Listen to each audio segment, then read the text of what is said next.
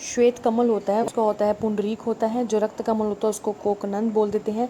और जो नील कमल होता है उसको क्या बोल देते हैं, इंदी वीर बोल देते हैं, इंदी वर बोल देते हैं। ठीक है, उसके बाद उन्होंने अलग अलग एक बताया कि जो कमल होता है, कमल के पत्र को क्या बोलते हैं, उसके बीज को, बीज कोश को क्या बोलते हैं, उसके केसर को क्या बोलते हैं, वो चीज़ बोली गई है।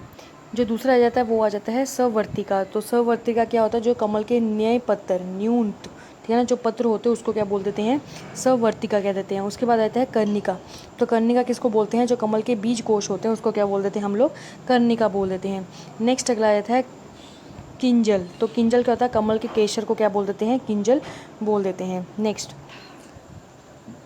नेक्स्ट अगला आता है मकरंद। मकरंद क्या होता है, जो कमल पुष्प का रस होगा उसको क्या बोल देते हैं, मकरंद बोल देते हैं। तो याद रखना है सवर्तिका क्या होता है, कर्णिका क्या होता है, किंजल क्या होता है, मकरंद क्या होता है, और मृणाल एवं बिस। ठीक है ना, तो वही है कि कमल जो देखो बिस क्या होता है, तो ये में बोला गया कि बिस और मृणाल क्या होता है, तो उन्होंने बोला कमल नाल को ही बोला जाता है। ठीक है ना, कमल नाल को।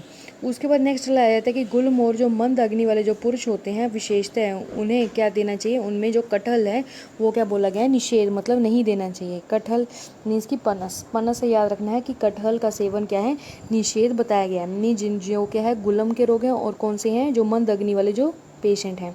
नेक्स्ट उन्होंने बोला कि द्राक्षा बिल्व हरितकी के फल शुष्क होने पर अधिक गुणकारी होते हैं। ठीक है ना, तो कैसे याद करना है, विदाहा से आप लोग याद कर सकते हैं, विदाहा वर्ड से। वी फॉर बिल्व आ जाएगा, द फॉर द्राक्षा आ जाएगा, और ह फॉर हरितकी। ठीक है ना, तो विदाहा जो फल होंगे तो वो अगर शुष्क होंगे तो वो क्या है, हितकारी है। नेक्स्ट अगला आता है धातु संख्या। तो उन्होंने धातु की जो संख्या मानी गई है वो 7 ही मानी गई है। उसके बाद आता है कि स्थावर और उप जो विष होते हैं, विष और उपविष, तो उनकी बताई गई है। तो उन्होंने क्या है, 9 क्या है, उन्होंने स्थावर विष माने हैं। ठीक है, क्या माने हैं, स्थावर विष माने हैं। और यहाँ पर अगर आप देखेंगे तो उपविष जो है वो कितने माने हैं, वो भी 7 माने हैं। ठीक है ना, तो 9 क्या माने, उन्होंने विष माने हैं, 9 विष माने हैं, और जो उपविष है वो कितने माने हैं, 7 माने हैं। अगर आपको यहाँ पर एक दिख रहा होगा ऊपर हमने लिखा हुआ है, तो उसमें हमने ना एक चीज़ लिखी कि कौन कौन से आचार्य ने कौन कौन सी चीज़ें मानी हैं। ठीक है, एक्चुअली होता क्या है कि सबने ऐसे मान रखा कि 9-7 के कॉम्बिनेशन में, जैसे कि आपको यहाँ पर मिला हुआ है कि 9-7 के कॉम्बिनेशन में, 9-11 के कॉम्बिनेशन में, और 5-11 के कॉम्बिनेशन में। ठीक है, तो इसको कैसे याद करना है कि सबसे पहले याद करना है 9 सा। ठीक है, तो 9 सा, तो नो सा, 9 से 9 आ जाएगा, सा से 7 आ जाएगा। ठीक है, तो नौसा किसने माना है, शारंगधर, भाव प्रकाश और योगरत्न नाकर। ठीक है, नौसा। तो याद रखना कि जो नौसा होते हैं वो कौन होते हैं, शारंगधर, भाव प्रकाश और योगरत्न नाकर। उसमें आता है नेग। हम किसी को नेग देते हैं ना, नेक, तो वो आ जाएगा नेग। नेग से वर्ड याद रखना, नेग। तो न से 9 और ग से 11, तो रस तारंगनी आ जाएगा। उसके बाद पासा, तो प से 5 और स से 7, तो क्या आ जाएगा, पासा। तो राज निगंडू और RRS मतलब क्या है, रस रतन समुच्चय, रस रतन समुच्चय। ठीक है, ये हो गया। नेक्स्ट इसको क्या है याद करने का तरीका है, तो क्या आ जाएगा, 9 सा। ठीक है, 9 सा में कौन कौन से आगे जाएंगे, भाव प्रकाश, योग रत्नाकर और शारंगधर। उसके बाद क्या आ जाता है, नेग। तो नेग मतलब 9 और ग 11, तो वो किसने आ जाएगा, रस तरंगनी। क्या आ जाएगा, रस तरंगनी। ठीक है, उसके बाद पासा। तो पासा कौन ज़्यादा फेंकते हैं, जो राजा होते हैं। ठीक है, रस रतन समुच्चय और राजनिगंडू। ठीक है, तो वो कौन से आ जाएंगे, पासा। ठीक है, तो याद हो जाएगा। नेक्स्ट अगला आ जाता है हमारे पास वस्त्र नाप। तो उन्होंने वस्त्र नाप का एक स्वरूप बताया। सबसे पहले वस्त्र नाप का नाम बताया कि एक्टोनिक्टम फेरोक्स होता है, रेनकुलेसी फैमिली से होते हैं। इनका जो कैसे दिखते हैं, ये सिंधुवार सदृश्य के तरह दिखते हैं। कैसे दिखते हैं, ये सिंधुवार सदृश्य के तरह दिखते हैं। ठीक है, नेक्स्ट अगला आ जाता है पत्र की तरह। और दूसरे उन्होंने क्या बोला कि वत्स नाभ ऐसे क्यों पड़ा है, क्योंकि वत्स नाभि आकृति, मतलब बछड़े की नाभि की आकृति होने के कारण इसका नाम क्या पड़ा है, वत्स नाभ पड़ा है। इसके पार्श्व में कोई वृक्ष की वृद्धि ना करे। मतलब क्या होता है, अगर इसके पार्श्व में मीन्स आसपास में कोई वृक्ष की वृद्धि करेगा तो उससे क्या होगा, उसमें भी विष की क्या है, गुण जो आ जाएंगे। ठीक है, नेक्स्ट अगला आ जाता है हमारे पास कि उसके बाद उन्होंने बोला कि जो सूरन होता है, सूरन एक होता है सूरन, और दूसरा क्या होता है, कंद। आपको अगर याद होगा, हमने जो चरक सूत्र स्थान अगर जो 25 किया था उसमें था कि पथ्य कौन से होते हैं और अपथ्य कौन से होते हैं। तो पथ्य जो होते हैं वो कौन से होते हैं, उसमें आ जाता है कि जो चरक ने क्या बोला, जो श्रेष्ठ होते हैं, ठीक है ना, जो श्रेष्ठ बोले गए हैं वो बोले गए हैं अदरक को श्रेष्ठ माना गया, और अश्रेष्ठ जिसको माना गया है आलू को माना गया, ठीक है ना। आलू भी एक कंद होता है। उसके बाद आता है सूरन। तो सूरन में उन्होंने बोल दिया कि जो सूरन का कंद होता है वो विशेषकर क्या होता है, अर्श के लिए, प्लीहा के लिए, अर्श नहीं लिखा तो उसको लिख लो, ठीक है, अर्श के लिए, प्लीहा के लिए और गुरम के लिए क्या माने गए हैं, पथ्य माने गए हैं, ठीक है। नेक्स्ट अगला आता है कि सभी कंद शाखाओं में क्या है, सूरन जो है वो सबसे श्रेष्ठ माना गया है, ठीक है ना। लेकिन ये क्या है, भाव प्रकाश के अकॉर्डिंग बताया गया है कि सर्वेशाम कंद शाका नाम सूरन श्रेष्ठम उच्यते, मीन्स क्या है, जो सूरन है वो सबसे क्या है, श्रेष्ठ माना गया है। लेकिन चरक ने सबसे जो कंद है वो श्रेष्ठ कौन सा माना गया है, कि अदरक को क्या है, श्रेष्ठ माना गया है। नेक्स्ट अगला आ जाता है कि दद्रु, कुष्ठ, रक्त पित्त के रोगियों के लिए भी क्या है, जो सूरन है वो अहितकर माना है, ठीक है। तो याद रखना कौन सा, दद्रु, कुष्ठ और रक्तपित्त। मीन जो स्किन डिसऑर्डर हो गए, जो पित्त की प्रकृति वाले होंगे, तो वो कौन से आ गए, कि उसमें जो सूरन है वो क्या है, अहितकर माना है। तो किसमें हितकर, किसमें माना है, जैसे कि अर्श हो गया प्लीहा और गुलम में, जो वृद्धि टाइप के जो हैं, ठीक है। अर्श एक अलग चला जाता है, लेकिन अगर प्लीहा में भी साइज़ बढ़ता है और गुलम में भी क्या है, गोला जो बढ़ता रहता है, ठीक है, जो पिंड होता है। तो याद रखना कि उसमें सूरन अच्छा माना गया। लेकिन जो दद्रु हो गया या कुष्ठ, मीन जो कुष्ठ की टाइप, उसमें दद्रु आते हैं, और रक्तपित्त, इसमें क्या है, जो सूरन है वो क्या माना गया है, अपथ्य माना गया है, मीन्स अहितकर माना गया है। नेक्स्ट अगला था कि संधान में क्या है, संधान करने पर सूरन जो है विशेष रूप से गुणकारी बताया गया है संधान कर्म में, ठीक है। मतलब अगर हम क्या है, अगर हम इसका सूरन का संधान करते हैं, ठीक है, अगर हम इसकी कल्पना करते हैं, मतलब कि सूरन की कल्पना करते हैं संधान में, तो विशेष रूप से ये क्या होगा, गुणकारी होगा। उसके बाद नेक्स्ट अगला आ जाता है कि ऋतुओं के अनुसार मत्स्य सेवन का, कि क्या है, कि कौन सी ऋतुओं में कि कहाँ कहाँ की मछलियाँ हमें खानी चाहिए। मीन्स नदी की लेनी चाहिए, सरोवर की लेनी चाहिए, ताड़ंग की लेनी चाहिए। तो उन्होंने एक नाम बताए गए हैं। तो सबसे पहले बात आ जाती है हेमंत में। तो हेमंत में आ जाता है कूप की मछलियाँ, शिशिर में आ जाता है सारस की मछलियों को ग्रहण करना चाहिए, वसंत में आ जाता है नदी की मछलियाँ, ग्रीष्म में आ जाता है होज की मछलियाँ, और विश्क में आ जाता है ताड़ंग की मछलियाँ। उस वक्त जो शरद होता है उसमें आता है निर्झर की मछलियाँ जो है वो क्या मानी गई हैं, ग्राह्य मानी गई हैं। नेक्स्ट आ जाता है कि जल के पचने पर क्या है, 3 काल उन्होंने बताए हैं, ठीक है। अगर जो जल हमें पचना चाहिए तो उसके क्या है, 3 काल बताए गए हैं, वेरी वेरी इंपॉर्टेंट है। देखो उन्होंने बोला कि अगर हम साधारण जल पीते हैं तो उसको कितना डाइजेस्ट होने में कितना टाइम लगता है, तो उन्होंने बोला 2 प्रहर मीन्स क्या होता है, 6 घंटे, मीन्स 1 प्रहर कितना हुआ, 3 घंटे का हुआ। अगर क्या हम लोग आटो करके, मतलब कि ओटा करके, ओटा करके क्या ठंडा किए, मीन्स गर्म करके फिर उसको थोड़ा ठंडा करके पियेंगे, तो उसके लिए लगता है हमें आधा 1 प्रहर। अगर हम क्या है उसको गर्म ही, मतलब गरम उसको पी लिया जाए तो वो कैसा होगा, वो उसके लिए जो पचने के लिए आधा प्रहर लगेगा, ठीक है ना, आधा प्रहर लगेगा। नेक्स्ट अगला आ जाता है कि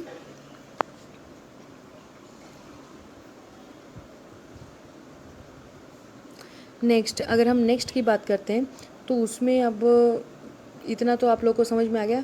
नेक्स्ट जो भाव प्रकाशन है उसने जो दग्धी है ना, तो दग्धी के 5 प्रकार बताए गए हैं, दही के 5 प्रकार बताएं। तो कौन कौन से आए थे, एक तो आ जाता है कि मंद स्वादु, मंद अम्ल और अत्यंत अम्ल। देखो इसमें आप ऐसे याद कर सकते हो कि दही है, तो दही जो होता है वो खट्टा भी होता है और मीठा भी होता है, ठीक है। तो खट्टा मीठा भी होता है और ज़्यादा खट्टा भी होता है, ठीक है। तो ये 4 तो आपको याद हो गए। जो 5वां है वो आपको अलग से याद करना पड़ेगा, तो वो आ जाता है मंद। क्या आ जाता है, मंद। तो मंद को आपको अलग से क्या है, याद करना पड़ेगा, ठीक है। नेक्स्ट अगला उन्होंने बोला है नवनीत के गुण। यहाँ देखो क्या लिखा हुआ है, नवनीत लिखा हुआ है ना, नवनीत। तो नवनीत के गुण कर्म में उन्होंने बोला है कि वो किसके लिए होता है, वो बालक की वृद्धि करने के लिए, ठीक है ना। क्या होता है कि वो बालक की वृद्धि करने के लिए विशेषतः अमृत के समान शिशु में माना गया है। जो शिशु होते हैं, जो शिशु मतलब जो बच्चे होते हैं, उसमें अमृत के समान माना गया है।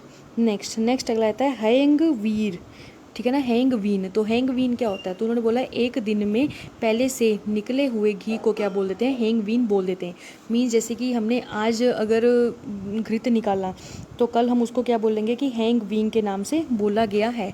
याद रखना, ये पूछ लेते हैं क्योंकि आगे जो आने वाला वो अच्छे से कंसेप्ट आने वाला है। तो उसमें आगे क्या बोला गया कि अगर 1 वर्ष पुराना कोई घृत हो, ठीक है, तो 1 वर्ष अगर पुराना कोई घृत हो उसको बोल देते हैं पुराण घृत। क्या बोल देते हैं हम उसको, पुराण घृत। अगर 1 वर्ष पुराना हो तो उसको बोल देते हैं हम पुराण घृत। इसके बाद क्या बोला है, मूर्छा, कुष्ठ, विष, उन्माद, अपसमार, तिमिर में अगर क्या है प्रॉब्लम हो रही है, ठीक है ना, तो उसमें भी क्या है, हम ये जो घृत है उसका प्रयोग हम कर सकते हैं। कौन से घृत का, दैट इज़ न्यूत घृत का, ठीक है ना। अब देखो एक आता है पुराण घृत, एक आता है न्यूत घृत। तो पुराण घृत अकॉर्डिंग टू भाव प्रकाश क्या माना गया, 1 वर्ष पुराने को क्या बोल दिया, पुराण घृत बोल दिया। अब जो नीचे यहाँ पर जो स्पेस बची हुई है, ठीक है, यहाँ पर आप लिखिए ठीक है, यहाँ पर आप लिखे, यहाँ क्लियर नहीं है तो यहाँ आप लिख लीजिए, लिखवा देते हैं कि चरक सुश्रुत योग रत्नाकर, चरक सुश्रुत योग रत्नाकर ने क्या है 10 वर्ष वाले जो घृत होगा, 10 वर्ष जो पुराना होगा उसको बोल दिया पुराण घृत। ठीक है, इसने क्या बोला 1 वर्ष वाले को पुराण घृत के अंदर लिया गया है। नेक्स्ट अगला था अरुंधत। तो अरुंधत में क्या बोला गया है कि 15 वर्ष जो पुराना होगा उसको पुराण घृत में लिया गया है। नेक्स्ट अगला था कुंभ सर्पी। तो कुंभ सर्पी में क्या था कि चक्रदत्त ने 10 वर्ष जो पुराना है, ठीक है ना, जो कुंभ सर्पी है, एक ये जैसे पुराण घृत है तो वैसे क्या टर्म आ जाती है कुंभ सर्पी। तो कुंभ सर्पी में भी क्या बोला है चक्रदत्त ने कि 10 वर्ष पुराना, सुश्रुत ने क्या बोला है 11 से 100 वर्ष पुराना, और योग रत्नाकर ने क्या बोला है 100 वर्ष तक। ठीक है ना, तो ये चीज़ ध्यान रखना। उसके बाद नेक्स्ट अगला आ जाता है पर पुराण। तो पर पुराण में क्या जाता है कि 10 वर्ष से कम और 10 से 100 वर्ष तक जो है वो माना गया है, पर पुराण बोला गया है। एक आ जाता है महासर्पी। तो महासर्पी के लिए बोला है, ये बताया है सुश्रुत ने। महासर्पी किसने बताया है? सुश्रुत ने बताया। उन्होंने बोला है कि अगर हम 111, ठीक है ना, 111 मीन्स 111 साल अगर ऊपर का घी होगा तो उसको हम क्या बोल देंगे, महासर्पी बोल देते हैं। नेक्स्ट अगला आता है हारित। तो हारित ने क्या बोला कि जितना पुराना उतना ही अच्छा। ठीक है, तो ये बात इसमें रखी गई है। नेक्स्ट अगला आता है कि किस किस में जो घृत है वो क्या है प्रशस्त नहीं है, मीन्स किस किस को जो घी है वो ठीक नहीं है। तो उसमें बोला गया है जो बालक है, जो वृद्ध हैं, बालक वृद्ध ऐसा कि वो उनको घी पचाने में दिक्कत होगी। ठीक है, तो वही चीज़ है कि राजक्ष्मा हो गया, आम, विसूचिका, मदात्य, ज्वर, अग्निमान। तो जिन जिन में क्या अग्निमान की कंडीशन है तो उनमें क्या घी जो है वो प्रशस्त नहीं माना गया है। नेक्स्ट इसने नर मूत्र के बारे में काफ़ी अच्छे से एक्सप्लेन किया है। तो नर मूत्र में उन्होंने क्या बोला कि नर मूत्र को गर्भ विषनाशक एवं रसायन बताया गया है। ठीक है, तो याद रखने के लिए कि जो नर मूत्र है उसको क्या है गर्भ विषनाशक, जैसे दूषी विष होता है, अगर आप अष्टांग पढ़े होंगे तो उसमें आपको वर्ड याद होगा, एक दूषी विष होता है, एक होता है गर्भ विष। तो जो नर मूत्र होता है उसको क्या है गर्भ विषनाशक और रसायन बताया गया है। नर मूत्रम गर्हंति सेवन्ते तत्र रसायनम तद रसायनम। ठीक है, उसके बाद नेक्स्ट अगला आता है तेल। तो तेल में बोला कि जो तेल होता है ना, तेल में ग्राही और सारक दोनों ही क्या होते हैं, गुण धर्म पाए जाते हैं। जो 1 वर्ष पुराना होने पर क्या है पकाया जाए, जो घृत होता है वो क्या हो जाता है हीन वीर्य वाला हो जाता है। लेकिन जो तेल होता है उसको कितना भी पकाया जाए, तो अगर तेल कच्चा हो या पकाया गया हो, वो जितना ही पुराना होता जाएगा उतना ही अधिक गुणकारी होता जाएगा। ठीक है, याद रखना। घृत को अगर क्या हम पका लेते हैं एक दिन, अगर एक दिन ही 1 वर्ष अगर वो पुराना हो जाए या उससे अधिक पुराना हो जाए तो उसका जो वीर्य होगा, मीन्स उसकी जो पोटेंसी होगी वो क्या हो जाती है हीन हो जाती है, हीन वीर्य वाला। लेकिन जो तेल होता है अगर उसको जितना भी मतलब पुराना हो जाए, या पकाया है चाहे नहीं पकाया है, वो जितना पुराना होता जाएगा उतना क्या वो सर्व मतलब उसके जो गुण है तो गुणों में क्या हो जाएगी इंक्रीजमेंट, मीन्स बढ़ोतरी होती जाएगी। नेक्स्ट अगला आता है सरसप और राजिका। उन्होंने बोला कि जो सरसप मतलब सरसों का और राजिका के तेल में विशेष प्रकार से क्या होता है, ये मूत्र कृच कारक होते हैं। ठीक है, मूत्र कृच कारक, तो याद रखने के लिए करना कि ये कारक हैं। ठीक है ना, नाशक नहीं बोला है, कारक बोला है अकॉर्डिंग टू भाव प्रकाश। नेक्स्ट अगला आ जाता है हमारे पास आमवात। ठीक है, आमवात में अगर आपको भेषज कल्पना याद होगी तो आमवात के लिए हमने एरंट तेल को श्रेष्ठ माना था।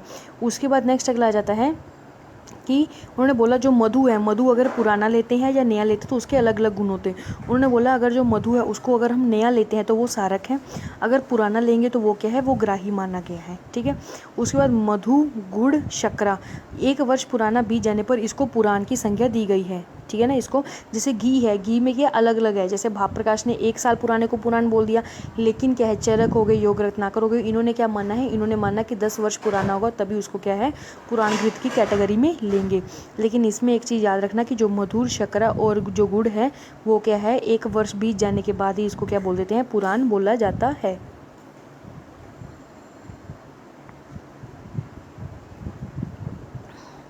उसके बाद नेक्स्ट अगला रहता है कि अगर हम अनुपान भेद से देते हैं तो क्या गुड़ के क्या आ जाते हैं। अगर गुड़ को हम अदरक के साथ देते हैं तो कफ शामक होगा, अगर हरितकी के साथ देंगे तो पित्त शामक होगा, अगर गुड़ को शुंठी के साथ देंगे तो क्या होगा वात शामक होगा। ठीक है ना, तो याद रखना कि अगर गुड़ को क्या इसके साथ अदरक के साथ देंगे। अगर किसी को कफ वगैरह होता है तो हम लोग क्या अदरक का देते ना, अदरक को हम कूट कर उसका जो रसा होगा, मीन जो उसका सोरस होता है वो देते हैं पीने को, ठीक है ना। तो या फिर क्या अदरक को रख लेते हैं, ठीक है ना, मुंह में, कि उससे क्या होता है उसको चूसते रहते हैं कि कफ जो हमारे गले में जैसे कि रेशा वगैरह जमी हुई हो, प्रोडक्टिव कफ हो, तो वो निकल जाता है। तो वही है कि अदरक का गुड़ के साथ तो याद रखना कफ के लिए हो गया। अब हरितकी को याद करने के लिए कर देना कि ये क्या है, पित्त शामक है। अब गुड़ के साथ अगर देखा जाए हरितकी तो क्या आ जाएगा, पित्त शामक है। अगर आपको अभी फिर याद होगा जो हरितकी होता है वो गुड़ कब देते हैं, गर्मियों में देते हैं। इससे आपका ये भी पॉइंट आपको याद होना चाहिए। ग से गुड़, ग से ग्रीष्म हमने याद किया था, ठीक है। तो उसमें हमने क्या बोला, ये पित्त को क्या करेगा, शमन करेगा।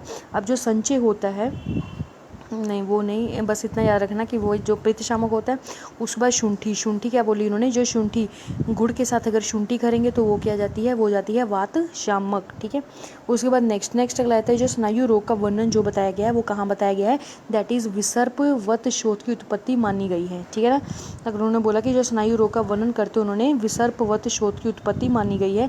और स्नायु जो कृमि है, स्नायु कृमि को क्या है, शत से खींचने से क्या होता है, ठीक है ना। अगर हम खींचते समय क्या उस शाखा के अंदर ही वो टूट जाए तो उससे क्या होता है, संकोच और खंजता की उत्पत्ति हो जाती है। फॉर एग्जाम्पल हम कोई कृमि था स्नायु में, उसको हम क्या उसको निकालने की कोशिश कर रहे हैं, उसको खींच रहे हैं, अगर वो टूट जाए वहीं अंदर रह जाए तो उससे क्या उत्पन्न होगा, उससे संकोच और खंजता उत्पन्न हो जाएगी, ठीक है। नेक्स्ट जो हमारे पास आ जाता है वो आ जाता है फिरंग, ठीक है। नेक्स्ट अगला आ जाता है फिरंग रोग। तो फिरंग रोग में क्या होता है, प्रथमतः विस्तार पूर्वक भाप प्रकाश नहीं किया है। फिरंग रोग जो है वो भाप प्रकाश की ही देन है। तो जो फिरंग रोग है उसको क्या बोल देते हैं, गंध रोग के नाम से बोला गया है। जब आपको भेषज रत्नावली करवाई थी तो उसमें बताया गया है। फिरंग रोग की जो उत्पत्ति है, फिरंग देश की युवतियों से प्रसंग होने के कारण क्या है, ये मानी गई है। ये एक अगंतुज व्याधि मानी गई है। इसके क्या है, इसके 3 भेद बताए गए हैं, एक बाहरी अभ्यंतर और बाहरी अभ्यंतर, ठीक है। जो बाहरी है उसमें क्या जाता है, विस्फोट सदृश्य अल्प पीड़ा कारक, ठीक है। जो विस्फोट सदृश्य अल्प पीड़ा कारक सुख साध्य।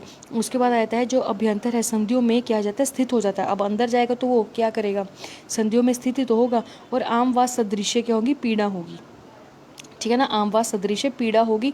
और शोथ क्या होगा, कारक मीज अडीमा वहाँ पर उत्पन्न करेगा, तो वो क्या हो जाएगा, कृष्य साध्य। और भारी अभ्यंतर वो क्या हो जाएगा, असाध्य हो जाएगा। उसके बाद उपद्रव्य मीन्स कि इसमें क्या क्या कॉम्प्लिकेशंस आ सकती हैं आगे जाके। तो कार्श्य मीन्स जो व्यक्ति होगा वो क्या हो जाएगा, वो पतला हो जाएगा, लीन हो जाएगा। बल क्षय, बल का नाश हो जाएगा। उसके बाद क्या बोला कि नासा भंग, तो उसमें बोला कि नासा में जाकर क्या हो जाएगा, बैठ जाना, ठीक है। मतलब उसको किसी भी तरह की कोई नासा के रिगार्डिंग वो नहीं आएगी कि कौन सा सुगंध आ रहा है, दुर्गंध आ रहा है, उसको कुछ नहीं पता लगेगा, या फिर उसको उसी की ही स्मेल आती रहेगी, ठीक है। उसके बाद है अग्नि मांद आ जाएगी, अस्थि शोष आ जाएगा और अस्थि वक्रता आ जाएगी, ठीक है। ये इन्होंने 6 उपद्रव्य बताए गए हैं। इसकी जो ट्रीटमेंट है उसमें बताया गया है रस कर्पूर। रस कर्पूर को क्या है, फिरंग में सर्वश्रेष्ठ माना गया है। और इसके साथ गोली कौन सी देनी है, लवंग की देनी है, चूर्ण में लपेट कर उसको देनी है। नेक्स्ट अगला आता है सप्तशाली वटी। क्या जाता है, सप्तशाली वटी। तो सप्तशाली वटी आपको याद करना है, इसमें जो जो डला है वो आप देख लेना। उसके बाद नेक्स्ट जो आ जाता है वो आ जाता है चोप चीनी चूर्ण। क्या जाता है, चोप चीनी चूर्ण। इसमें जो बोला गया ना कि जो रस कर्पूर है और साथ में क्या लवंग आदि बटी है, तो लवंग के चूर्ण से लपेट कर, ठीक है। तो कौन सा चूर्ण लेना, तो गोधूम चूर्ण लेना, ठीक है ना। यहाँ पर लिखा हुआ है ना कि कौन सा चूर्ण लेना है, तो गोधूम, ठीक है ना, गोधूम चूर्ण लेना है। सप्तशाली वटी, इसमें क्या होता है, इसमें 7 वटियाँ होती है। 7 वटियों के निर्माण से एक वटी बनती है। और एक जो वटी होती है वो सुबह शाम, मतलब सुबह एक देनी होती है प्रातःकाल में, ठीक है। उसके बाद वर्जित, तो हमें क्या क्या इसमें वर्जित करना है वो आगे भी लिखा हो, लेकिन नीचे भी देख लो क्या लिखा है कि शाक अम्ल लवण स्त्री प्रसंग, ये क्या है, वर्जित किया गया है। नेक्स्ट अगला आया था हमारे पास कि जो फिरंग की चिकित्सा करते समय विशेष रूप से नमक स्त्री सेवन और निषेध बताया गया है, ठीक है। अब नेक्स्ट अगला हमारे पास आ जाता है वो आ जाता है कुछ द्रव्यों के भाप प्रकाश के पर्याय।